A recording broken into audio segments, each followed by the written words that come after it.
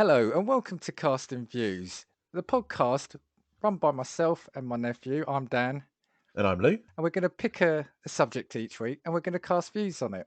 There we go, Lou. I think based on recent introductions, I think I've tried to just keep it short and sweet and simple there. So Yeah, yeah. we'll get that nailed down. This week, Lou, I think I'm going to disagree with myself more than I'm going to have a discussion with you, I think. So I've been quite torn about the subject. We're going to talk about living in a digital world and what it entails, right? Yeah, I think that yeah. was a very vague brief I gave us. Before we get stuck into that, let's have our regular promo spot now. This week, we're going to have a super familiar with the Wilsons. It's a great podcast run by Josh and Amanda. They literally talk about anything and everything in life. Really great podcast to listen to. Sometimes it'll be serious things, but the episode I was listening to today, they were playing games with each other, like guessing the sound and Okay. things like that. It was cracking me up. Check them out. I mean, they've even got an episode of do you remember? I mean, you're a bit young, but do you remember who the Spin Doctors were? The Oh, yeah, yeah, song yeah. Two Princes. They've even got an episode with the lead singer from the Spin Doctors. So yeah, seriously, check out Super Familiar with the Wilsons, and we'll hear from them now. The Super Familiar with the Wilsons podcast. You know that family whose house you hung out in when you were a kid? The house was a little loud and chaotic, but always fun, and sometimes felt more home than home. Well, that's us. We're the Wilsons, and we welcome you into our podcast with silly chat, ridiculous games, and interviews with interesting people. Like a spin doctor. The Super Familiar with the Wilsons podcast. Welcome home. And we're back. Right, Lou, living in a digital world. And why I thought about this was the recent news story about it was Neil Young and Spotify, right? So you saw that where Neil Young disagreed with the Joe Rogan podcast Yeah, about. yeah. So I'm not going to get into the politics of the actual disagreement that he had with the podcast. But what kind of struck me was the fact that he and I'll come on to it after a number of other artists asked for their music to be pulled from Spotify. And I saw a tweet, and I can't remember who it was who said it, so I can't credit them. But the tweet said, well, you wouldn't get someone coming into your house and taking your Neil Young CDs or records out your house. And I thought, whilst it's a silly tweet, and but it's true. But it's silly in the case of no, of course not. It got me thinking that absolutely, we are more in an age now where we kind of don't own anything, and we're renting everything now, aren't we? Yeah, yeah, that's true. I guess that when you look at like especially music subscriptions and that sort of thing with your big platforms, that's probably the way it works, really, isn't it? Yeah, but then it got me thinking though. But it's not just that. We everything is going subscriptions. So I've kind of when I started thinking about this, it's you know my main areas are going to focus on TV, music, and even gaming. And whilst some of it isn't necessarily new, there's always been like rental services. The move away from owning things is becoming more and more prevalent now. Yeah, yeah, I agree because I guess in the way that like film and TV and music used to work is like you used to have to go and have a physical CD or buy a copy of a DVD. Yeah, and this is it. So we've kind of touched upon certain things in various episodes, so it felt good to kind of bring this all into one now because, like I said, it really it really bugged me that I couldn't decide whether I thought it was good for him if he had a certain view or or bad for us as listeners, and whether it's a good thing that things are digital and streaming, or a bad thing. I'm going to say, unless something happens in this episode, I'll probably still leave confused and not sure. I'm not here. Excuse me. I'm not here to argue the politics of why the decision was made, but obviously he had the falling out. He asked for his music to be taken away. It did, but there's also a number of other artists also like Janis Joplin, Graham Nash, Stuart Lee, and a band called Failure. So it's just you could be there listening to it. And now I understand there'll be people saying, "Oh, but that's the whole nature of streaming." I get it, but say I'm a Neil Young fan. If I've got all his albums on my shelf, I'll listen to them and they'll still be there. But now, if I've got an account with Spotify, I'm gonna have to sign up with another streaming platform if he's even on another streaming platform. Yeah, yeah, this is true. This is true. I mean, obviously, we keep well, I was going to say we keep joking about it. You keep joking about the difference in age between us in a lot of Yeah, our yeah, yeah, yeah. Most, all probably but one episode. Did you? What's your view? I mean, have you had much in the way of physical music growing up? It depends. When I was young, my mum had like cassettes, and that was like the first experience. And obviously, our car was old, and so as a result, we had like cassette players, if that Yeah, makes sense. yeah, yeah, So that was like my first experience. And then when I got my car, it had a CD player, so I had to have CDs. But I got onto like the streaming services really, really late. So like I used to have CDs and still listen to CDs at home when I was young. And it's only now really that I'm like mid 20s that I decided to sign up for like a streaming service just to make everything a bit more convenient. But I used to like having CDs. It was cool to have to listen to an entire CD. And I mean, obviously, you could used to be able to skip them, but I feel like it exposed you to a little bit more than you were anticipating as well. Because now, for instance, I hear a song that I don't like, I'm like, skip yeah, straight over it. yeah. But let's go back to your uni days. So what, about 6 years ago? Yeah, that's so depressing. But yeah, Yeah.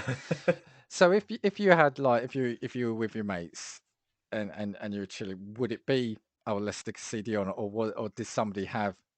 I mean, I'm struggling to remember like when streaming really hit the. oh no. It was like go on YouTube, or it was like someone who the person that wasn't the cheapest and paid for Apple Music or for Spotify would put their track on their account up. But no. When I was at uni, there was like CDs didn't exist really, to be honest with you. So that's 6 years ago. I only had them for the purpose of being in my car. Although now I actually have just like a Bluetooth system in my car now. So Yeah. I play music through my phone now, as opposed to even have CDs. I've still got CDs in my car, but they're relics now to me. The question I've got then though is, do you listen to music often? Yeah. Every time I get in the car.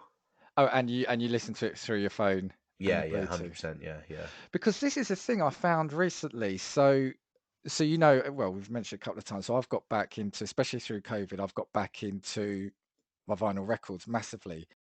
And the thing I found was that I wasn't actually listening to music once kind of streaming hit. Now, I massively love my music. So I remember as a kid, it was at the time, buy the cassette, buy the album, the vinyl, then buy the CDs, right? And I had hundreds of CDs, and I remember then getting rid of them because I needed some money.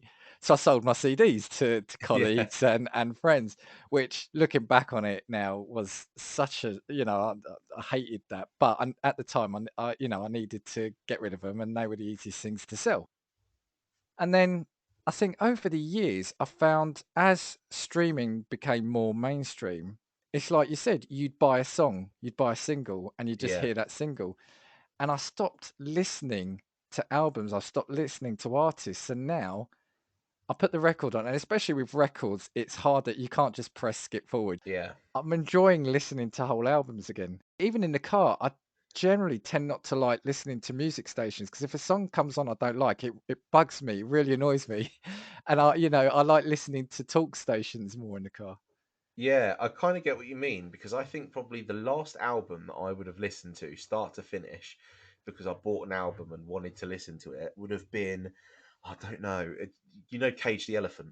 Oh yeah, yeah. Yeah, they Borderlands. sung, Yeah. Borderlands, No Yeah. Rest for the Wicked. Yeah. They had an album, I think it was called Melophobia or Right, right. Melanophobia, something like that. Yeah. And that would have been the last album that I listened to all the way through, just because I wanted to listen to it again by virtue of being in my car.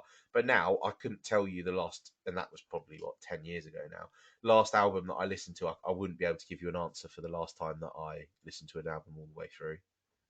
Yeah, and I'm not saying that every track on an album is going to be a banger, right? I'm not saying you like every single song, but even a CD, you can put it in and yeah, you can skip a track, but it just feels like now, and I'll generalize this massively, but it feels like we as sort of have lost the art of listening to an artist's vision of an album. Now, I don't mean that to sound Yeah, really sort of, poetic and all yeah, that. sometimes an album does tell a story, and we live in a day and age where you can buy so many tracks that this one is, I don't know, it's a Taylor Swift, followed by an Eminem, followed by a Kanye, followed by a, I don't Yeah. know, Fleetwood Mac, and it's just a constant jumble, of everything. Do you not think as well that that's maybe why music is a bit samey nowadays?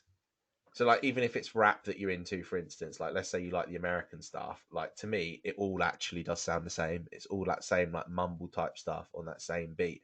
And I feel like it's because you sometimes do you ever hear a song and think, oh, that's actually quite good, and then you're surprised at the person that's written it and sung it Yeah, because you had yeah. no appreciation for it's something that's a bit smaller that didn't hit the mainstream because that's all you hear nowadays. And as a result, I feel like music is more tailor made to fit a particular sound that's popular as opposed to artists putting out music that they enjoy. Potentially, and like I said, yeah, okay, I'm of the old school, right? And having streaming takes up you have physical items take up more space, and there's a thing about, do you want all this physical stuff cluttering up everything?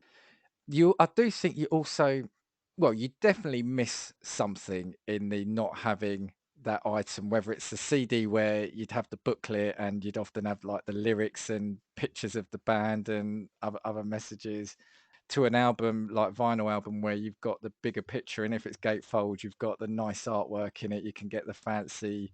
I mean, well, even records now. I've shown you some of mine. You can get the cracking picture discs, the Zoetrope moving images. I've missed the boat. You can get somewhere there's liquid in it, holograms. Some artists have even made it with their own blood and urine in them. So, Amazing. yeah, but it's just, yeah, the whole streaming thing is really bizarre, because it's like, the thing is, as a fan, okay, that artist has taken his music off, and the difference being, if he takes them out, if he stops selling the CDs in a shop, say, he doesn't get any money. Or sorry, the shop. If you don't go in there, the shop makes no money. But Spotify as a service still makes money. Is that tenner a month you spend or whatever Yeah, still goes to them? yeah, Yeah. yeah, yeah, yeah, yeah. It's not like if you have a falling out with a retailer and all of a sudden you pull because ultimately the people it like who in reality, who do you reckon would need to leave Spotify to make it actually something that does long lasting damage? I think you'd really struggle to find anyone that would do that, have that effect. Do you know what? This is where I'm now going to be honest and say I don't actually. I mean, I listen to Spotify because there are cracking podcasts, including ours, on there.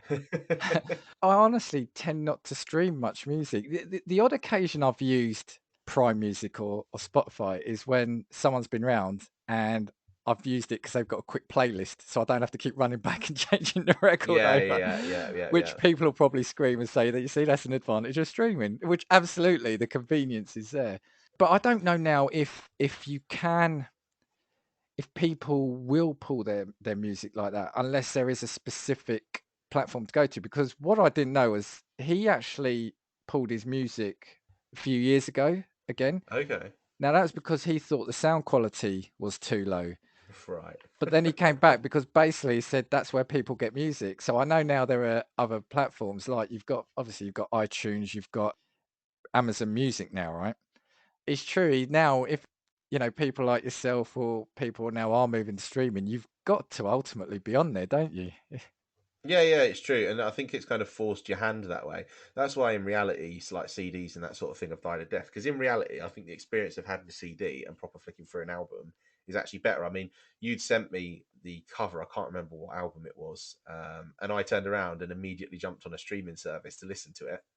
Fickle Um, friends, yeah, yeah, yeah, that's that the was one. it. And I Yeah, yeah. turned around. I was just like, you know what, this is actually banging. But never would I have turned around and like, for instance, if one of their songs had popped up on a playlist, I would have never have clicked into them to listen to an album because it just isn't something you do anymore. Credit where credit's due. I guess that's what streaming does, and it'll be the same for games, which we'll touch on after. It gives you the opportunity to listen to artists you probably wouldn't do, Yeah, that's true. I guess. Yeah. because your tenner a month. Say you're on a paid, because Spotify gives obviously a free version, isn't there? Yeah. Yeah. But say you're paying for it, you're paying that tenner a month. Whatever you listen to, you don't just have to listen to your favorite artist. So why don't you start experimenting and listen to other bands? And like you said, you can just quickly log on, hear a song. And what I've done is I've often used that to buy albums by artists I haven't heard before. I'll quickly listen to a couple of tracks. If I like them, I'll then buy the album physically. Yeah. Yeah. I guess so. I guess so. I don't know. I feel like I, it's difficult to say though because, like I said, whenever you hit like your mainstream like platforms where it's like your Spotify, your Apple Musics, it is just like I could kind of understand it if you had smaller artists that were maybe pushed a little bit better on these platforms, but I still don't think in reality it does them any good, Yeah. because like I said, when you look at music nowadays, in reality, to me, I know this is going to sound like a really like old fart thing to say. It does all sound the same. Like there's no rapper that is do you know what I mean? There is no difference in rap, for instance. There is no difference in UK grime anymore. To me, they're all, well, if you would even consider that grime really exists in a proper form. But in terms of like UK rap, when you look at all of the names that have come out, to me, RD, H, Central C, it's all the same shit. It all sounds the same as well. Like it's all the mainstream stuff, and to me, it's like you're making music for a really mainstream platform. You're not getting anything. Like no one that I would speak to today would probably acknowledge Cage the Elephant because that album was Yeah. banging, Yeah. and that's what the problem is as well. Like you're not exposed to stuff that is really as That's it. The funny thing is, for a while, because of the whole getting out of listening to music, I got a lot of my music from gaming, FIFA, yeah. Borderlands.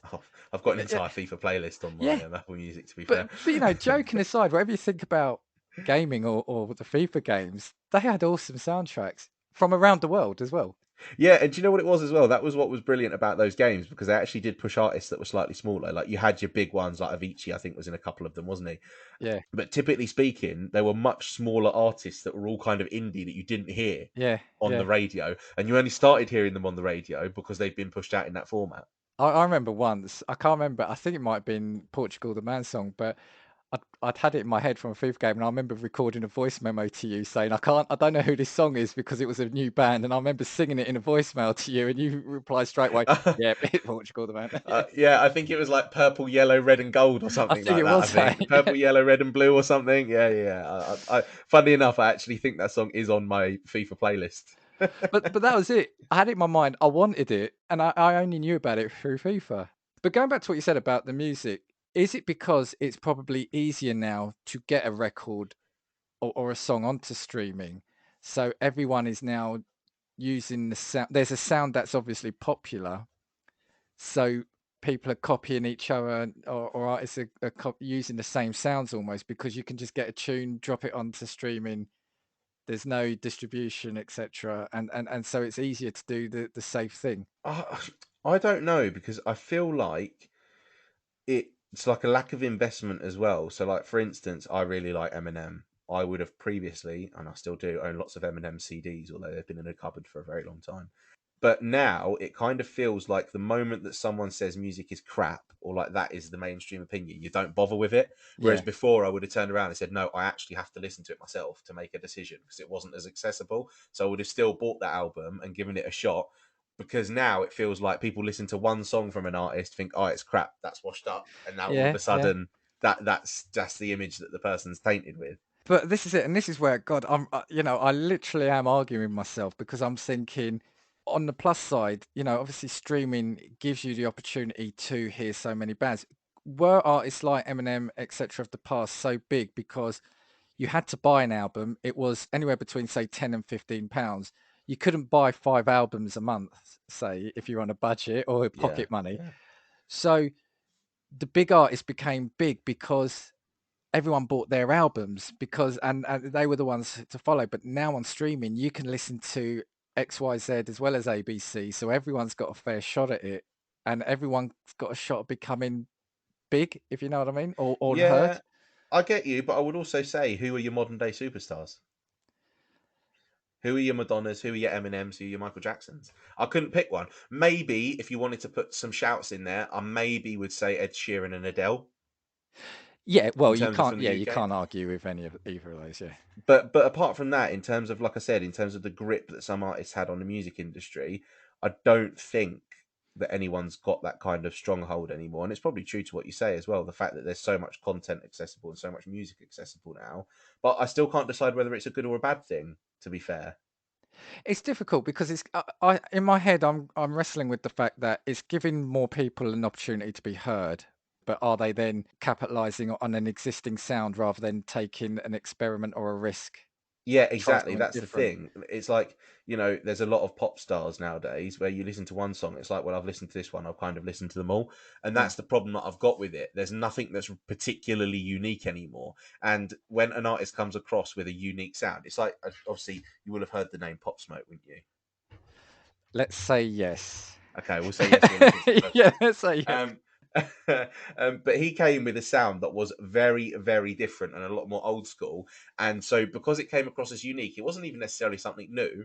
All of a sudden, it took off. And I think to myself, we've lost a little bit of that because there's no need for artists to be unique and independent anymore in the sound that they put out by virtue of the fact that they know what does well on streaming platforms. So they go with that sound. Yeah, yeah, Like, if yeah. I'm being honest, it's like Ed Sheeran's last two albums or whatever it is. All the music sounds the same to me Yeah, now. yeah, yeah. I mean, a question for you though is, do you like or do you find yourself listening to older music, say, or do you just tend to listen to current music? Well, funnily enough, it's surprising that you should have asked me that this week because I've just just started my 80s playlist, Oh, okay, okay.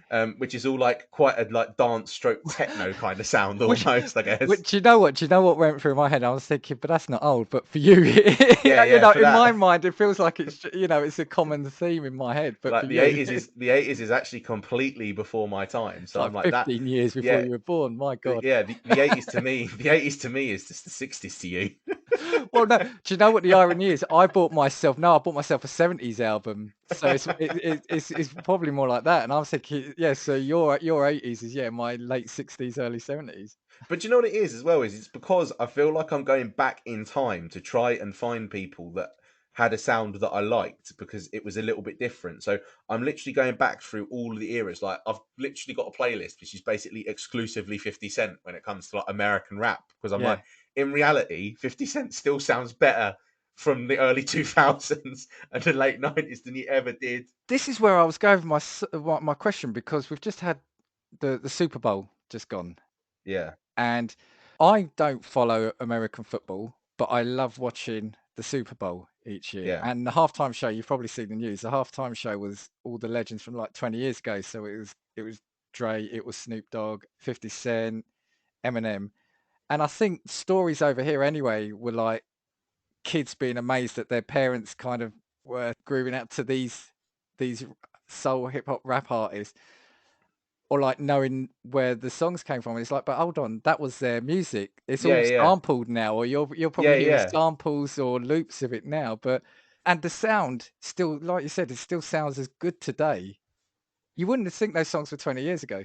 Yeah, when you think, when you actually think about how many, there are so many songs that have been absolute one-hit wonders, and artists that have been one-hit wonders now, and no one. This is the problem that I'm saying with music as well. Is no one feels like they've got any longevity, and that's because no one does anything unique. So if you look at like humongous names that came out, for instance, again, I'm just going to say it in rap, and people won't like me saying these names, but 6ix9ine actually did have America on Strings at one point Right, with right. his music. Yeah.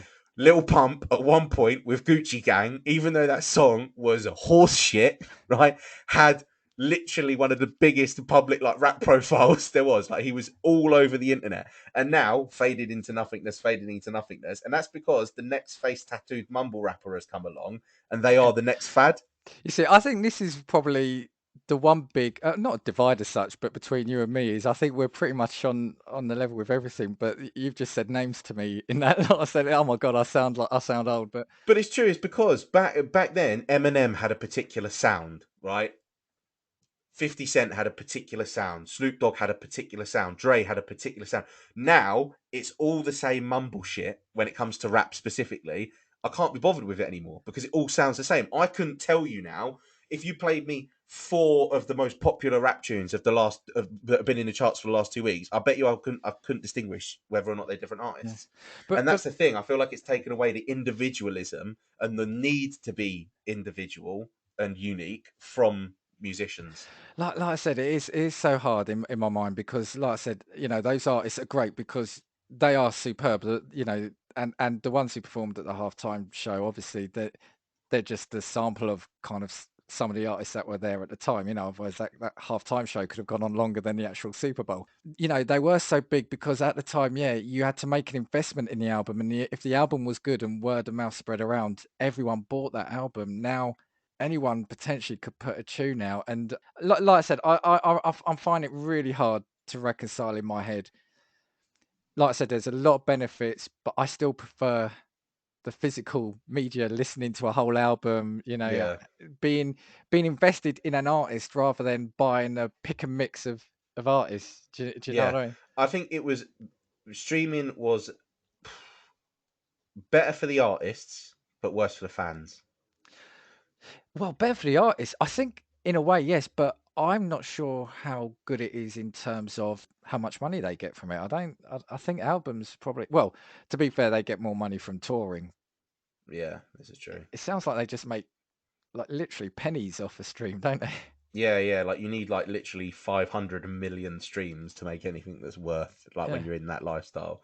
But Um, but what? Sorry, before we move on, or your point, the thing I wanted to say at the end as well was I also then found another story, and I can't remember when it happened, but apparently Spotify you removed a load of tracks as well over what they thought was fake streaming. So right. basically trying to bump it up. So Yeah. they, there was a story. I think they took off at the time like 750,000 tracks. Now some artist says that it was a mistake; they weren't using anything.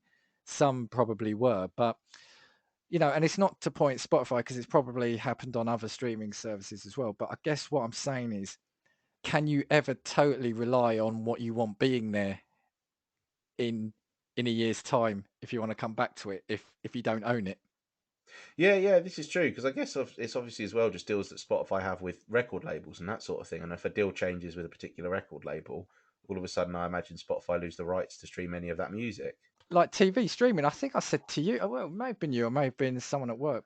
I have got a real bad habit of once every now and then I'll go through Netflix and I'll go through Amazon Prime and I'll search almost their whole library and add to watch list, add to watch list, add to watch list. Never get around to watching it.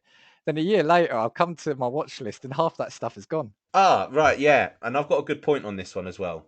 Right. So with streaming TV specifically, again, I think this has been worse for people just generally. Because not only that issue in the fact that you actually never watch what you would have watched, all by virtue of the fact that you feel like it's convenient and it's easy, and then it's gone when you actually do have the time or come to watch it. But also I think it's taken away from television a little bit as well. Because do you remember there was a period of time where if you wanted to watch a TV show, you had to wait a week, didn't you? Yeah, yeah, yeah, Right. yeah. Whereas now, in reality, people genuinely wait and just avoid spoilers and wait for a series to be on a streaming service, whether it comes out on Netflix or BBC or whatever it is, and then binge watch it. And all of a sudden, it's over like that. Yeah, yeah, And yeah. there's no satisfaction from it. There's no there's no tension that was created by the program to leave you on that cliffhanger that you then have to anticipate. There's less excitement about programs now because it's like, oh, did you watch it? Yeah, I finished it in 6 hours. Well, that's it. I think we referred to it in an episode. It's like I think we called it, or it's known as destination viewing. So it's kind of like, yeah, on a 9 o'clock on a Sunday evening, the whole country would be tuned into an episode of such and such a program. Yeah, But now you're watching that probably knowing you probably at 4 a.m. one morning. I'm yeah, I'm yeah, watching it at 6 o'clock the next night because there's no way I'm getting and everyone's watching different. And like you said, sometimes I will put my hands up unless it's something I absolutely have to watch. I'm often one of the last people to the party to watch stuff. Do you know what I mean? And I'm trying to avoid then conversations at work because everyone's binged the whole series in the first couple of days, and I'm like, hold on, I've just seen the first episode. Can you have this conversation in the other room, or can you come back to me in 2 weeks? Because everyone is watching it at their own pace, which again is great. People, like I said, people will be saying no doubt at us, well, that's choice. I want to watch it in one go. And I'm not saying that can't happen, but I think like you said, it's taken something away from TV. yeah. Because the other thing that I would say of that as well, and I don't know if you might feel similarly, do you feel like in the last 10 or 15 years, you've watched as wide a variety of television and entertainment as you did watch, let's say, in the late 90s? No, no, the easy answer to that is no. I agree. And as I've gotten older, I've realised because you scroll through Netflix or you scroll through Amazon or you flick through your TV channels, you realise there's nothing really that you want to try. And in reality, that's a bullshit answer as well, because there is definitely stuff that you might be interested in.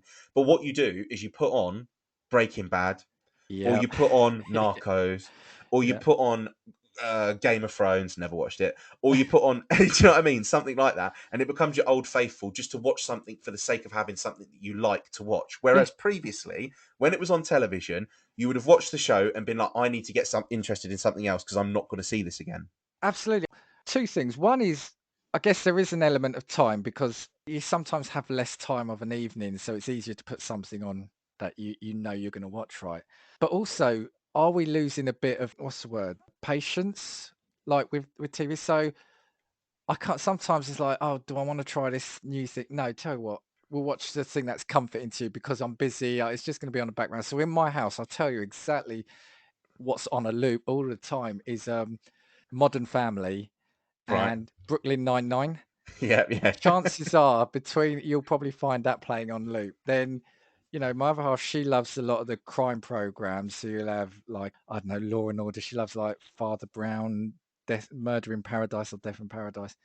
But it's the same stuff. She'll watch the same things over because a lot of the time, I think now because we've got the ability to watch stuff we like and not watch stuff we or have to watch stuff we don't like, you can just have it on in the background while you're doing other stuff, while you're doing paperwork, while you're getting the dinner ready, while you're looking at your phone, while you're checking the football scores, and you're just watching the same things over and over again. Yeah, and that is actually, I think, the biggest problem because you don't try anything new. Like if I turned around and like I have the conversation with my girlfriend, for instance, we turn around and we say, "Oh, do you want to watch something? This," and you suggest a new show, and it's kind of like whether she suggests it or I suggest it. Oh, I don't like the look of that. And then you Yeah, end up yeah, watching again something that you've watched 6 times already. You put a film on that you've already watched. And one thing that I'd also ask is that if you were to sit down and watch something new because you said, okay, I tell you what, this is supposed to be really good, how long do you reckon you'd get into it before you decided to look at your phone?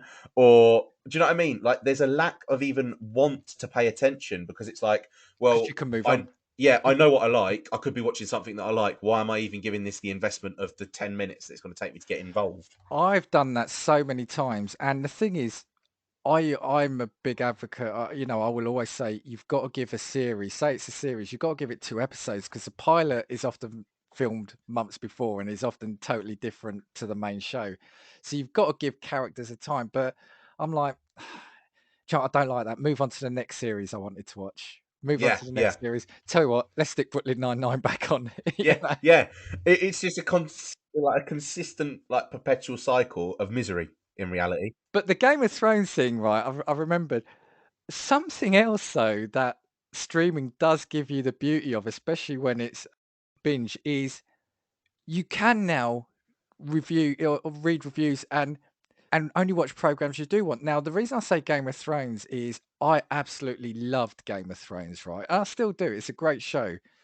But the last series for me was such a letdown and it Yeah, almost spoils it. Now, I've rewatched it recently. I actually left the last season off. I kind of left it. I watched the first 6 seasons. But can you imagine if you're doing that over 6 years on a week by week basis, that how annoying that is? Whereas now, if a series drops, you can generally read a review on IGN or another website, say, "Oh yeah, it's a really good series," and not feel like you're going to be disappointed right at the end of it. Do you know what I mean? You can. right. I kind of understand what you mean. I still, I, I don't know whether that outweighs though or not. Because do you not think that having the facility to moan with all the other people that loved Game of Thrones about how shit the ending was, don't you feel like that's more valuable than having a good ending that satisfied you anyway? No, because I think I've saved 6 years of my life, or potentially a year of my life, if I've had to, if you're waiting for the next series and then Yeah. you get 10 episodes. For me, another series. Did you ever watch Lost? I started watching Lost, and I think I watched the first maybe like I think first season, I believe, Yeah. and that was about it. Now again, I like Lost, and I'm one of the people who are okay with the final series and the final episode. Yeah, Could have been better. I'm actually all right with it now. I remember at the time that was hyped up massively because it was coming to Channel 4 in the UK, which was actually a big deal for UK terrestrial TV, a big show like that coming to Channel 4. It was like 24 episodes a season, weekly. You had adverts in it. And after about the first season, I couldn't bear watching it anymore just because I had to wait a week. And then I missed it for a couple of years. And I remember actually, I think my dad, he'd bought off someone like the box set, like the 5 seasons or the first 4 seasons. I got into it. and then I just caught up watching the last season weekly. Right. Okay, I understand. Yeah. But now I can find a classic series and know it's all there. Pretty much all seasons of that series are going to be there. I already know that I can watch it, and yeah, if I don't like it, I'll just stop watching it that week. And it's only taken me a week of my life or 2 weeks. I've not waited 6 years to be disappointed. Do you see what I'm saying? Yeah. I understand what you mean. It's a bit like stuff that gets particularly drawn out as well. So, for instance, like one of the few shows that I used to watch week in, week out was The Walking Dead. Oh, okay, yeah. And I think I watched that week in, week out until. Oh, can I say a spoiler? I imagine nobody's watching The Yeah, Walking go Dead. on. Until, do you know the season after Glenn died? Well, I stopped watching it before that. I watched the first season and a half, and then I Oh, stopped right. watching it. Yeah, Yeah, yeah, but yeah. yeah, Well, you knew that because of the comics anyway. yeah. But after that season, all of a sudden, I was just like, no, I can't be bothered because it just started to fizzle out. And so I Yeah. guess in the same kind of way, it's just like all of this time, all for me to get bored. Well, that was it. I kind of got a little bit, I don't want to say bored because it's a good show, but I kind of got fed up of that wait. And then each week if it wasn't a zombie heavy week, I got annoyed with it because I wanted to see the zombies, right? So Yeah. I stopped watching it and I read the comics. But I guess so, just like the music, at least you've got the opportunity, especially because TV, you want to watch TV more. And if you had to buy all these on DVD, etc., it'd cost a fortune, right? But you've got the option to dip in and out of stuff again that you wouldn't watch, like on Sky. I love downloading a lot of the documentaries of like bands and stuff like that, stuff you wouldn't normally watch or couldn't, like if I was flicking through the TV guide, I wouldn't make a beeline to watch that, Yeah. but I can get it on demand Yeah. I and understand what you mean. stream it whenever I want. I can watch a program, and if I don't like it, just stop watching it. Do you know what it is as well, though? Is again, the problem that I've started to find is that when you look at the big streaming platforms, your Amazon and your Netflix, they all pump out original content now, don't they? And in fact, Yeah, I think yeah. the majority of the content on Netflix is actually just Netflix original stuff. But I also feel like it's been pumped out at such a rate, and that's because they know we have to grab people quickly because this series will be done. If we put 8 episodes out today, people that watch it will watch it by Thursday. And so I also feel like it's kind of adversely affecting the quality of TV shows because you're so worried about what comes next, if that makes sense. So again, it's like with all of the Netflix originals and even the stuff that's had humongous hype on it. Like, I'm sorry, some Netflix stuff that has had huge hype has actually been a bag of shit. Like, I know that you won't like this. Bird Box was a bag of shit. Oh yeah, no, I watched it. I watched it late, but I liked it. I thought it was all right. It was enjoyable. I could watch it. Yeah, and that's the thing for me. I feel like all of a sudden it's just something gets hyped up because they know that everybody's going to be watching it and over it. And in reality, it's kind of like if you saw a film if you used to go and watch a film by a particular director, or let's say ITV used to put weekly shows out, don't they? And the BBC used to put weekly shows Yeah, out. yeah, If you look at any of the dramas, in reality, the BBC do better dramas. yeah. I'd go with that. Yeah, yeah. I would say. I always just stay away from stuff that's ITV because I just take the assumption I'm probably not going to enjoy it because I don't like the style in which they do dramas, right? Whereas Okay. now it's your everything gets particularly hyped, and I feel like you've not got that consideration because everybody still watches the same shit that gets churned out anyway. Does that But make sense? I feel but like I'm kind of making sense. but are you not open to the fact that now though that you can, with like their on demand platforms and stuff, you can watch it and try it. So I get maybe a few years ago you wouldn't have gone out your way to watch that. Are you not tempted to try it if it's on like Netflix or if it's on the ITV Play or whatever they're called, ITV Hub, whatever it is? Yeah, maybe, maybe I've got more of a willingness to try. But again, specifically when it comes to like the Netflixes and the Amazons who pump content out quickly, for me, I haven't watched a Netflix original in ages because I'm like, they're all going to be crap because every time I turn on Netflix, there's a new set of brand new originals that's come out, and it's Well, an amazing series, #1 in the UK. And I'm like, no, you've churned the series out, and that's also a problem for me. I can't remember what show it was that I was watching, and I think it was, I don't know if it was Barbarians. I think that's Netflix, and I think it was scheduled for a season two, or I think it had a season two that was coming out, and because it wasn't particularly popular, or like immediately something that people picked up, I was just like, I saw talk of like a second season being axed. I think they since did release a second season, but I thought because it hasn't been a cash grab win, it's a brilliant TV show, absolutely amazing. Would 100% recommend it to anyone. But I feel like because it doesn't fit again like the mainstream agenda of what we need people to watch, because we want people en masse to watch, like Squid Game became, for instance, or Yeah. Bird Box became. All of a sudden, that idea gets canned when in actual fact it could be something brilliant.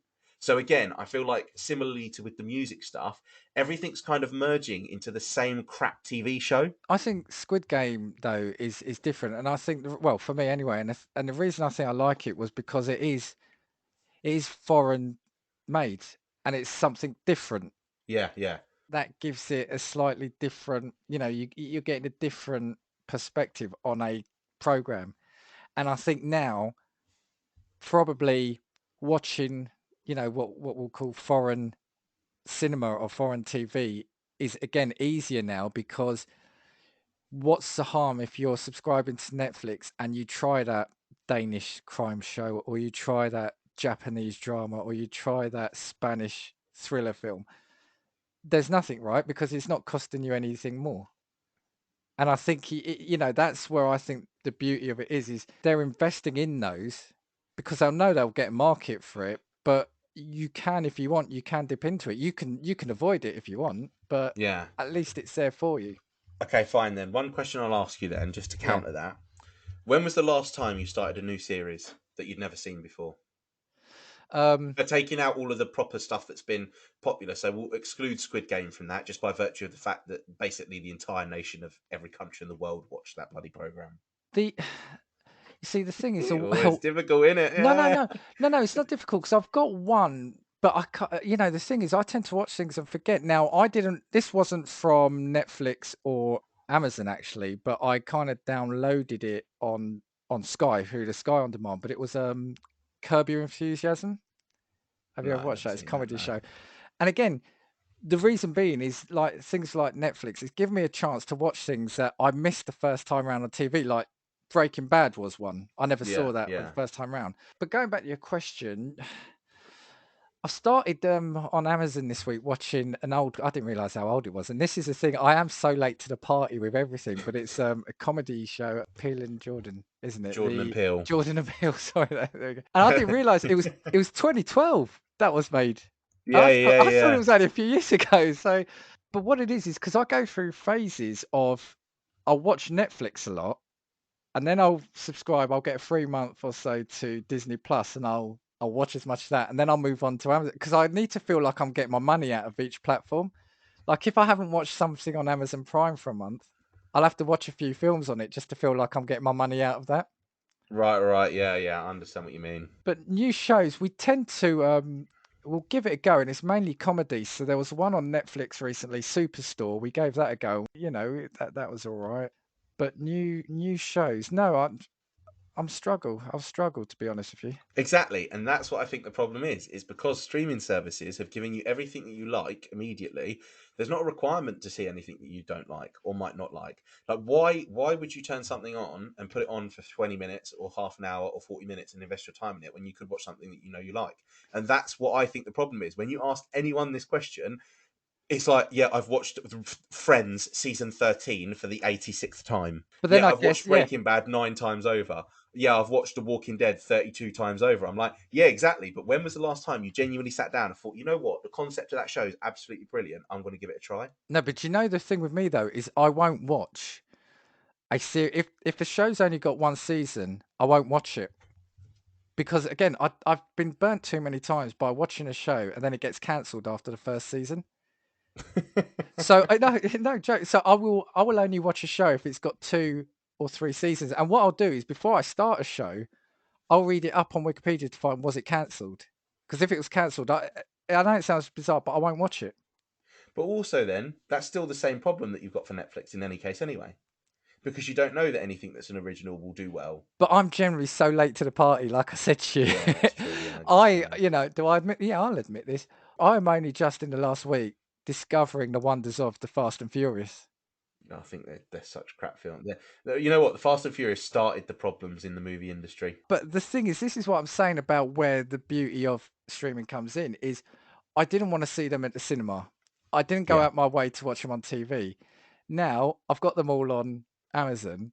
So, stick it on. It's a bit of sort of switch your mind off, a bit of entertainment. I'm not losing money. I've not paid 15 quid to see it at the cinema or paid a tenner on DVD or Blu-ray. Yeah. I get what you mean. I don't know. I just feel like it's similar to the music thing for me. I feel like we've lost the quality in television and we've lost the quality in film as well. And again, that's because similarly, when it comes to film and monsters or movie monsters or whatever it is, now you've got what film came out recently? Was it A Quiet Place 2? Is that Yeah, something that that came that, out that came recently? out a few months ago, I think. In reality, when you look at again all of the modern horror films that have come out, to me, again, it's all the same shit with all the same shit monsters that have all got the same basic design. It's like the horror films that came out, whether it was The Conjuring or what other like set of films were there that was really crap and just all jump scares.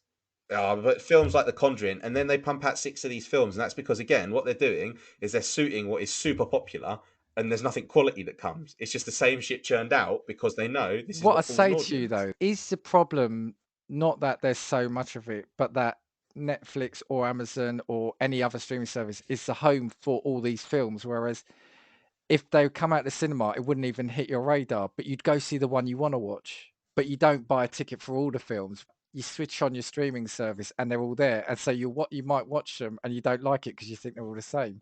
Do you see what I'm saying? Is it, to use your analogy, the music where we're now saying there are so many artists sounding the same? But if you go back 20 years and you just bought the one album, you loved it, that one artist. Now, if I went to the cinema, I wouldn't watch 10 different films in the same genre necessarily. I'd go watch that latest Paranormal Activity, say, because I know I like them. I understand what your point is, and I'm going to be really honest as to why I disagree with you. I disagree with you because it doesn't fit my narrative. So that's why I disagree with you, basically.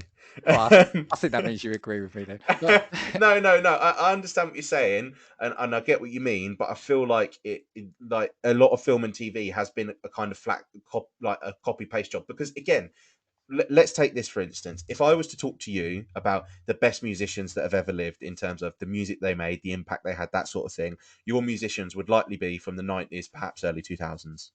When you look at the biggest names, they'd be your Madonnas, your Michael Jacksons, your Jay-Z's, your Kanye Wests. Do you know what I mean? you see, now I disagree with you there because I do love my music. Maybe in certain genres, like I've not kept up with, say, the rap or hip hop, but I will buy brand new debut albums from new artists because I'll hear them, I like them, and I'll give them a chance and I'll listen to them. If I said to you who my all-time favorites are, absolutely, they're going to be from the 90s. It'll be Oasis, Yeah. Nirvana. Obviously, the Beatles rank up there, even though I wasn't around when they were, a band. I will still listen to new stuff because I love discovering new music. Yeah.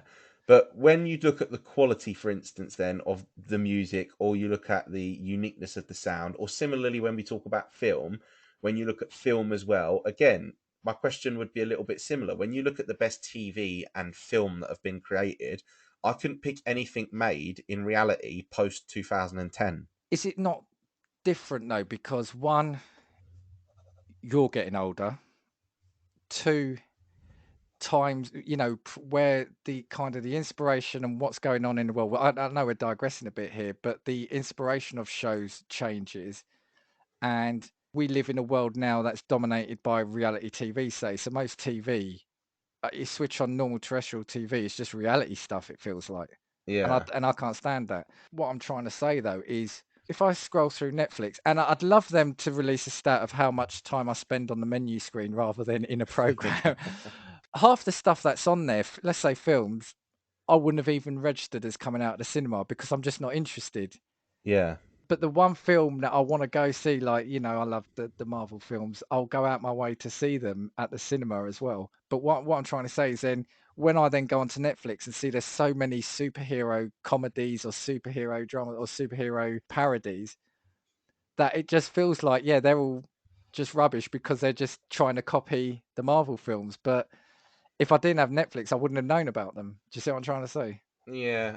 I kind of get what you're It's saying. all laid out for you there, basically. Yeah. I just feel like overwhelmingly the quality of the way in which film, TV, music has been produced has decreased over time as opposed to increased as a result of access, I think. Because again, similarly, even when you take something as popular as Marvel, right? I love Marvel films. I think they're brilliant. I think they're great watches. They're good films to sit down because you've got a couple of hours to burn and you want to watch something that's good, right? Yeah, yeah, yeah. However, when you look at Marvel films, I don't want to say that they're a cut and paste job because they're not in essence, but the Marvel films all fit the same script. I can agree with you if you're not necessarily into it, but also coming to it late. I think the thing Marvel films have done really well is built up 10 years of viewing and a 10-year storyline, if you know what I mean. That's what, Yeah. because even me, I felt, I'll be honest, I said to myself once Endgame came out, I actually almost said to myself, I think I'm done, because it feels like that sort of thing was a once in a, well, I'll call it once in a lifetime, but it would be so hard to repeat that journey, if you know what I mean, from Yeah. 20 films, 10 years. Is anyone else going to have the time to do that? And it's already been done and been done really well. But I think if you're coming into it late, almost like feeling like you have to watch it, then they're probably not for you. Yeah. But sorry, because I'm just seeing the time. The main point I also wanted to say about to streaming TV though is mainly, so I had a look. There is so much is dependent on where you live in the world as well. I mean, the licensing and the Yeah. Yeah. copyrights is what you get. So I had a look. I was actually quite surprised. We're fairly on an even keel now with the United States, but I had a look. It was only, I think, early last year, or it may have been a slightly older. I saw the United States had 1,157 TV shows, and we had 442 on Netflix. And the US had 4,593 movies, and we had 1,586. So I'm paying the same, it's No wonder $10. everyone uses a VPN nowadays. Exactly. And do you remember that used to be massive, didn't it? Yeah. Yeah. Yeah. Now I've looked at it recently, and it is actually pretty much level now. So we're talking between movies and films, we're only 200 out. But what that doesn't show is, though, are they the same films? Because there's going to be a lot of local and domestic Yeah. things, right? Yeah. Or we might have a bit more European stuff, say. But again, what I'm trying to say is why, and I know why, because it's licensing and copyright, but I'm paying $10 to Netflix, but I'm not able to see what my mate in Texas or my mate in Yeah. Pennsylvania Yeah. Yeah. is. Do you know what I mean? I'm still being restricted, I think is what I'm saying. I am being restricted in what I can see, even though it's digital. Yeah. Yeah. Yeah. Yeah, I can go on Amazon or anywhere and buy the region one or whatever it is DVD and play it here, but I can't watch it on Netflix. And I think that's the thing for me, that things can be taken away at short notice. You aren't seeing what everyone else is seeing. Sorry, but again, do you not feel like that's because again Netflix is knowing its audience? It's turning around and saying, "You are an English audience. We know that you are going to be more interested in this because this is what the majority of people like." So as a Possibly. result, in actual fact, I think that when you look at streaming services, like I said, I watch a smaller variety of things now than I did 10 years ago. I was a child, I was younger 10 years ago. But I, for instance, even from when I was 18, watch a smaller variety of television, film, But is that entertainment not also a than I bit of did. time though, because you're working and then you're doing a podcast and so is time an element? No, You're but the going thing is, out, you're earning no, money, but you're going out. yeah, yeah, this is true, I guess. But no, but I think that the problem is because again, like I said, it's so much access. Like we illustrated it beautifully when we both said, how many times do you turn around and not get through something because you get bored immediately and you turn around and think, I can't bother with this. I'd rather just watch something that I like. And that I think is the thing that and the factor that always overrides everything, because that is just the consistent for me personally, and I'm sure it's the consistent for lots of people as well. So Well, that's what I had. Streaming is obviously great because you're not spending a fortune on DVDs and physical items. But the bad side is it making us less patient isn't the right word. I can't think of the word, but are we becoming, and that's probably it. My brain is being frazzled by the modern day. Are we losing our ability to take time and get into programs? And it's like, if we don't like it in the first 10 minutes, we know that that program is knocking on the back of our minds, and we just have to couple of clicks of a remote control and we're watching a great program. yeah, yeah. But sorry, there were two more things on TV. One is, and again, it's just the price of everything. Now, again, I know we don't have to subscribe to it, point taken. But what I am saying is, before, when everything was centrally, you either went to your Blockbuster or you went to your video store and everything was there, or if everything was on terrestrial TV. But now we know films and programs are being split between different platforms depending on Yeah. who owns the rights. But Netflix, if you want the decent one here, is a tenner a month. Amazon Prime, I mean, I subscribe to it anyway. I think you can get it for, I think it's £7 a month, isn't it, or £80 here. Yeah. I mean, Apple TV, there's a great show on that I want to watch, Ted Lasso, but I don't want to subscribe to Another that at the streaming moment. Yeah, service. Yeah. and you got Disney Plus for £8 a month. Now, the one that always makes me laugh is, I know a couple of our American podcast friends watch BritBox, which I get for Yeah. them. Yeah. I get it for Yeah. them. So Yeah. it's the BBC and ITV, and it's only £6 a month. But for those that are listening to say, I pay a TV license to watch BBC, and now I have to pay again Yeah. to, Yeah. to watch. Yeah. Yeah. Yeah. It's corrupt, isn't it? So I'm not. I won't get BritBox out of spite for that I reason. was just about to say spite. Yeah. Yeah, Yeah. That's what it is, though, isn't it? it's happened recently. So I think Modern Family, which we absolutely love, was on Netflix, and I think it's now gone to Amazon. But if I didn't have Amazon, I've lost that. Yeah. Yeah. And the other thing. Oh, here we go. And another thing. During COVID, I had a couple of months of Disney Plus. Right, I had free, I think, through Xbox. Hi, Microsoft. But it's like Black Widow was released direct to Disney, wasn't it? And along with Dwayne Johnson's recent film, Jungle Yeah. Cruise. Yeah. And I thought, great, I'm going to see that. No, you had to pay for that. And how much Yeah. did you have to pay? 20 quid. Yeah. Cinema tickets, £12.99. Yeah. Yeah. Yeah. So I didn't. And I've recently subscribed to a month and caned everything I wanted to watch on Disney Plus, because I recently paid for 1 month so I could watch Black Widow. I could watch Hawkeye. I could watch Jungle Cruise. I could watch The Beatles. And then I finished my membership. Now, why? And I'm going to mention on gaming, why did it cost £20 to watch a film that in the cinema would have cost me £12? Yeah, and do you know what it is as well? That's the thing. I actually think, in reality, in the grand scheme of things, the streaming services are getting more money out of you than you ever would have been spending going to the cinema, or when stuff was released on television. The benefit that you would have got as compared to watching it week in, week out, if that makes sense. Because Yeah, when I think about it now, I'm like, how often did I go to the cinema in reality to watch a film? Maybe once every few months, if there was yeah, something that was yeah. decent that came out that I wanted to see. Whereas now I'm paying Netflix and I'm paying Amazon and I'm also paying Disney Plus. All, so it's costing me 30 quid a month for the purposes of watching the same shit that I've watched for the last 3 years. I think they are like gym memberships. And what I mean by that is, I think people subscribe to them and then you don't really think about cancelling it, because you say, oh, there'll always be a program I'll watch. Or you Yeah, forget you're paying it, because it then just becomes a TV channel. yeah, yeah, yeah, So I reckon you could probably have, you might be able to pick a month where you didn't watch anything on Disney, say, or yeah, yeah, maybe a month where absolutely. you didn't watch anything on Amazon, but you've paid £8 for that. Yeah, of doing nothing.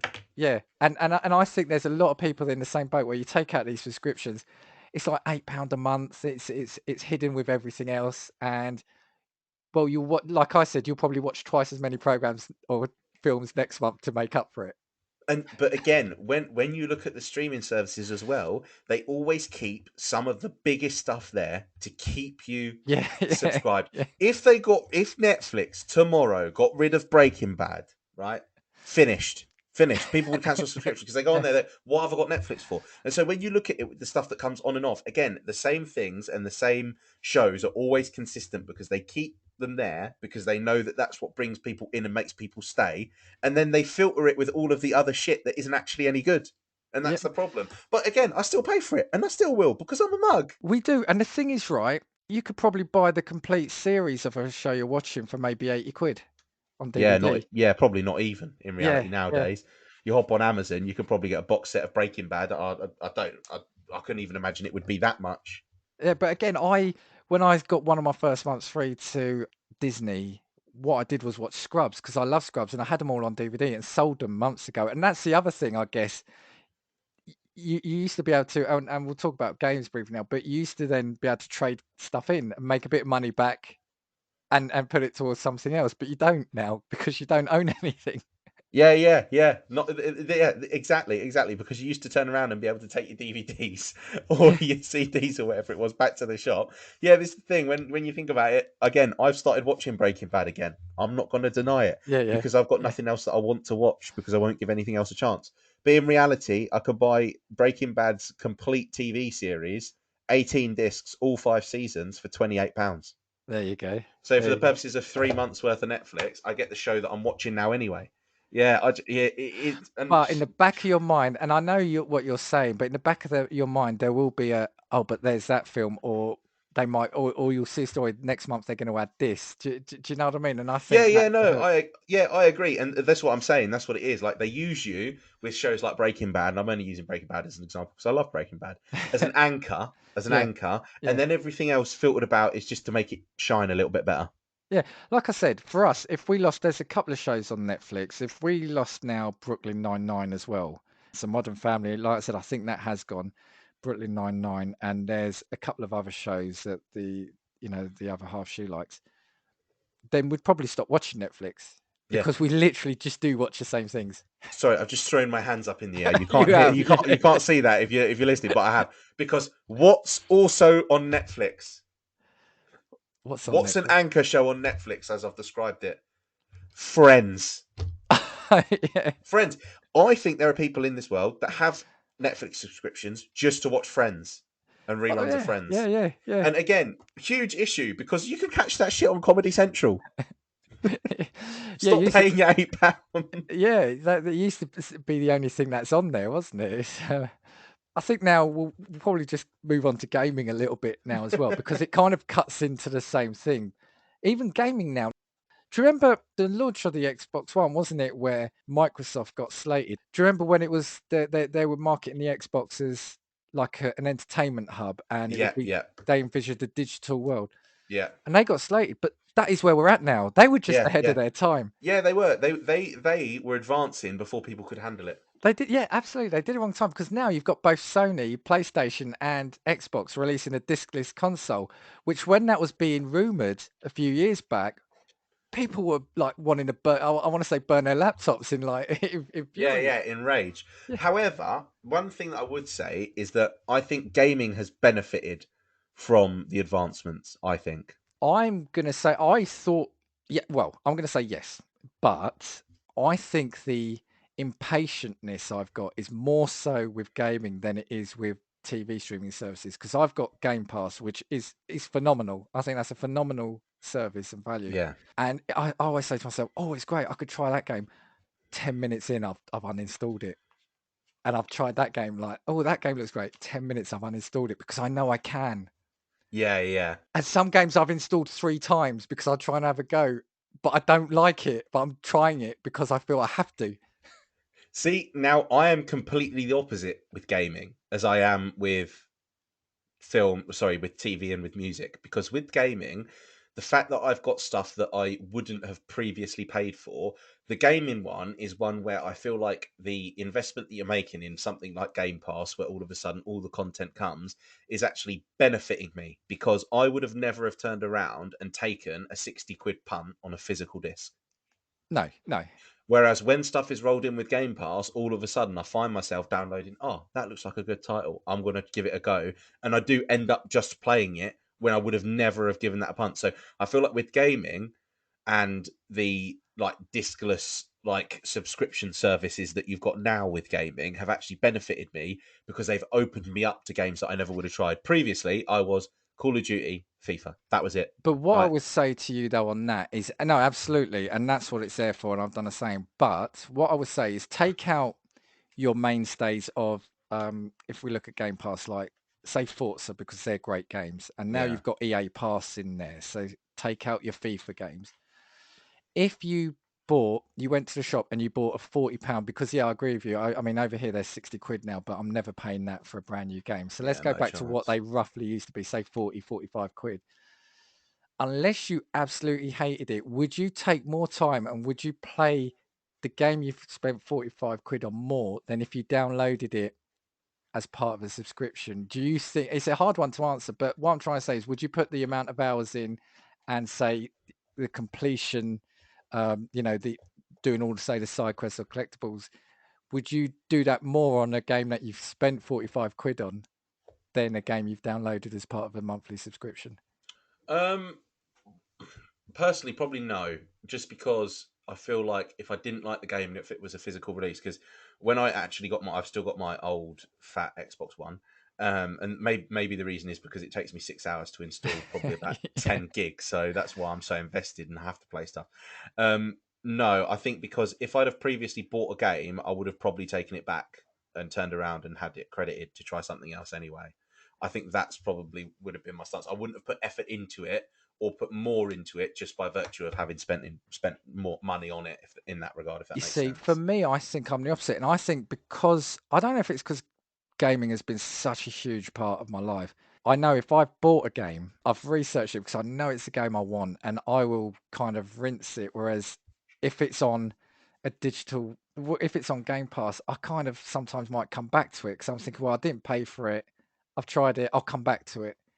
And maybe I want to complete it because I want to get onto the next game before it maybe disappears off the service. Yeah, I understand what you mean. But overall, I think it's brilliant, right? Don't get me wrong. I've been a Game Pass member, I think, since day one. And I used to have EA Pass as a separate thing. And when they're merged, I then took advantage of some deals, a couple of years ago. And I've got about 3 years of credits through the deals built up. I think it's probably making people impatient, just as your view with Netflix and TV streaming. I think it's doing the same to maybe some people with gaming, especially if they're new to gaming, maybe. Yeah, that's true. I think the only difference is maybe as well you kind of have. I Again, and I don't know if people will disagree with this. I feel like comparatively, the quality of gaming has got better as opposed to the way that I think music and film and TV has got worse. I don't know. I think you do get, again, I think gaming now is you can churn out copies, but I think game reviews are generally quick to call them out, if you know what I mean, Yeah, to say yeah, it's a shoddy copy or it's there's no fun here or I've seen better the original PlayStation games than this one. Do you know what I mean? I think the difference with games is there is enough out there to find out if it's a good game or not. yeah. I just feel like as well because it takes more effort to get people invested because obviously game playthroughs in reality, what would you say like the most average basic game playthrough is? Let's go on like a Call of Duty campaign. It's probably taking you Yeah, 6 or 7 hours, isn't it? yeah, So I yeah, would probably say that's the minimum baseline. Anything that's any more decent than a Call of Duty campaign is probably taking you 15, 16 hours plus, probably, isn't it? yeah, yeah. And so I feel like as well, game developers nowadays, or you have to be more conscious because it takes more investment, and so as a result, you're more likely to want to put something out that's good. I mean, don't get me wrong, we've seen how many battle royale games we've had in the past like 3 years, and like the blatant cash grabs that we've seen. But I think generally speaking, I've become more satisfied with gaming comparatively to the way that I've become more dissatisfied with film and TV. The thing about gaming is, like I said, out of the three things now, let's say music, gaming, and TV, I would prioritize gaming. Yeah, I get still more enjoyment out of gaming, and I probably put more time into gaming than I do anything else. yeah. So I will always find enjoyment from these systems. The only concern I've got, and I was thinking about it, is at the moment you can go to a Tesco, a Sainsbury, you could go to an Amazon, you can go to a game and buy the game. If it's going to be down to, I don't know what the equivalent is, it the PlayStation Network? If you can only buy games digitally from the PlayStation Network or Xbox, at what point is that price of Game Pass potentially going to go up? Because if they're controlling it Yeah, at the yeah, moment, digitally, you can only buy it through Xbox, right? yeah. So that's the only concern I have is, and you could say it's the same about a Netflix or anything else. The difference being is at the moment, games you can pretty much get anywhere. And again, go back to the music where things get pulled. I've got a couple of stories here that there's a website actually. It's called delistedgames.com, and Xbox One games. There's 137 games delisted on the website, and PlayStation 4 have got 189 games. There's been mistakes in the past where games have been accidentally delisted and you couldn't even re-download it if you've owned it. And like recently they made Did you ever play the Fear games? I don't think so. No. They made them backwards compatible, and I thought, brilliant. I'll buy it online. You can't buy the first one because I don't know if it's a licensing thing, but you still have to have the physical disc. So it's listed. If Right. you go Okay. into the marketplace, you can see it because obviously, if you've got it, it will download that version. But I can't buy it. Whereas if the game was still about and being made in and it's physical, and what that's actually done is, the CEX shops. Yeah. It's actually what is like I don't know, a 10, 15-year-old game. It's actually pushed the price of that up to 15, 20 quid now because I think they know. So I'm just concerned about prices and the fact that digital games cost as much as they do in the shops. So I would have thought the packaging, you're taking out the packaging, you're taking out the physical disc, you're taking out the distribution, you're taking out Right. shop Okay. I margin. get you. Yeah. Yeah. Yeah. But Yeah. why is the new, like, the one I looked at was a recent WWE 2K game. It's $59.99 online, the same as it is on Amazon. But you can buy the digital deluxe version for £100, but you get nothing physical with it. Yeah, yeah, that's true actually, because I would say the comparative cost between your subscription services is probably, well, again, it depends how much you used to buy films. But let's say you bought a DVD a month. In reality, your subscription services are still cheaper than your DVD a month used to be. Whereas gaming has stayed consistently at a high price, and everything's changed because it's true you don't get the sell back feature by having a CD. You don't get anything physical. It's all digital. You can do nothing with that content once you've purchased it, bar play it, and yeah, you're not getting anything tangible. So yeah, maybe the cost should have come down as well. Maybe yeah. So I'll set my stall out now. I fully embrace the digital world with gaming, maybe more so than the others because it is something I enjoy so much. Right, I've only got 4 physical discs now. I think it's 2 Call of Duties because you only get like £1 at the shop now. But Yeah, anyway, yeah. I think I've got Wolfenstein. Oh, and I took a punt and I bought Cyberpunk when it was really cheap. I think I got it for a tenner. So that just shows, I've only actually got 4 discs. The rest is online. When they do their weekly sales or their sort of regular sales, they slash the prices brilliantly, and I'll pick up a load of stuff digitally along with Game Pass. But yeah, I can't buy a new game like I would from the shop because 60 quid digital. I don't get it. Yeah, that's true. To be fair, because it is true. Like I feel like when I was younger, I used to be able to go and get like a PlayStation 3 game for what was probably like £35 or £40 brand new, and the cost crept up and crept up, and then all of a sudden the digital releases were actually at some points more expensive than the shop Yeah, versions. yeah, I remember you could go into like a Sainsbury's and pick a Call of Duty up for like 50 quid and then or 45 quid. You go on the Xbox store and all of a sudden it's like 59.99, like you say, and yeah. you think, well, hang on a minute, how has that worked? I get they probably at the moment because they are being sold in shops, they probably can't undercut them because they know maybe it's where that tipping point is, and it may have already happened. Are more sales online than they are in shops because you don't want to piss off the shop if you start selling it for 20 quid, but everyone's going in and buying them from game. Do you see what I'm saying? Yeah, yeah, this is true. And I think that maybe that's do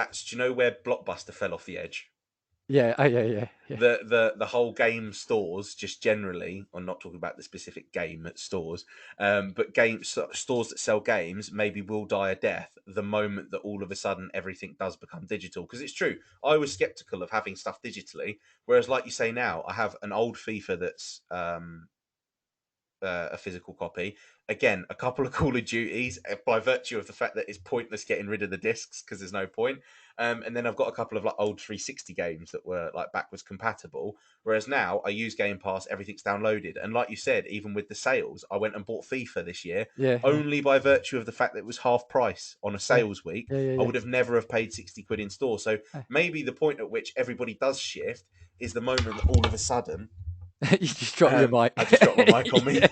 He's that angry. He's that Yeah, we'll agitated. leave that one in. Is the point at which gaming genuinely becomes a Netflix. So Xbox will turn around and say, right, our streaming service, you get all of the games that we release in-house on our platform. All of the stuff that's made by any of our studios all of a sudden comes to you as a subscription for 30 quid a month because you know Well, it's going to be something like well, that. this is it, right? So I had a look. I think a year of Xbox Ultimate Game Pass is, I think, £110. Yeah, yeah, Now that equates to you playing 3 games, new yeah, games a year, which now with all the studios they've acquired is going to be easy, yeah, yeah, right? very much so. So I know I'm going to get my money's worth out of it because, like we said, with Netflix and Amazon, I'm watching the same stuff over and over again. Yeah. So, whilst it sounds a lot and it is a lot of money, if that's what I'm paying, that's 3 new games. As long as you've played, or 2.5 games, as long as you've played 2.5 games, new games in a year, you've You've recouped that got your back. money's worth. Yeah. And that's what I mean. That's why I feel like gaming I can get on board with, because it doesn't feel like as it doesn't feel like you're getting ripped off. Even though No, it's technically costing you more. yeah. In actual fact, it's surprising to think that gaming hasn't gone completely digital faster than your film TV did. I think it was purely the backlash that Microsoft got because it was mainly centered around the resale of games. If you think Yeah. about it, because remember, Sony then did that video of this is how I share games with my friends, or this is how I, Yeah, and it was a guy just passing the disc to a mate. Oh yeah, so hang on a minute. So and the that original hurt them. premise, Yeah, the original premise was that you wouldn't, once it was downloaded from the disc, that disc couldn't be used on any other console. I think it was that. Yeah, but that if you think about it, that is technically still the vision of digital gaming in the online only in the future, wasn't it? You wouldn't have owned the disc to give Yeah, to yeah, anyone, yeah, yeah, yeah. and that I remember that really hurting Xbox. That really hurt Microsoft. Because they Uh, backtracked on it, didn't they? Obviously, because then you could all of a Almost sudden, everything, yeah. yeah, yeah, Yeah, almost everything. But like I said, yeah, I'm actually surprised because it just felt like that was easier. I mean, not having to get up and change a disc. You know, I mean, yeah, how yeah, lazy is that? But yeah, yeah. but but it's true. And now, you know, the beauty of just flicking through the library, downloading a new game. I'm all on board for it. I just do wonder about the future and what the price are because Game Pass does feel too good to be true right now. Yeah, yeah, I agree. And I think that once the shift happens to the point at which games, because the thing is as well, I feel like it will start to happen with game companies. For instance, it won't happen with necessarily the big boys like your Call of Duties that release, or like your FIFAs, but there will be games that all of a sudden just don't release in a physical format. Yeah. Well, you know, well, actually, having said that, you just remind me, the way we're going to keep it low is because they've now bought Activision, and we'll probably get Call of Duty in Game Pass, and PlayStation console Yeah, game buyers are paying it to be on. yeah, yeah, yeah.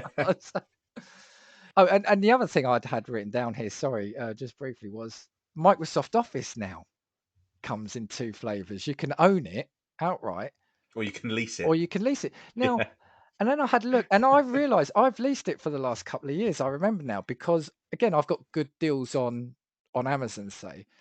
But it's like I had a look at the website. Now to own it for Office Home and Student, it's £120.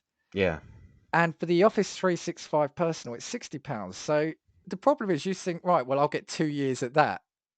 But then at some point you've then either got to lease it again if you want it, or yeah. buy. Or buy it anyway. And you know, you look at it and they sell it by saying, well, with the Office 365, you get updates and you'll get the latest version. It's like before it used to just be a package you bought, installed, and you wouldn't even upgrade it. That was it. You had that for about 5 or 6 Yeah, years. yeah, yeah. There would be no upgrades, and then all of a sudden, when you did get your next Microsoft package, it was like, wow, look at what they've done. Yeah. And it's like, oh, but with this you can have it, you can have 10 licenses. Like, how many people do you think's in my house?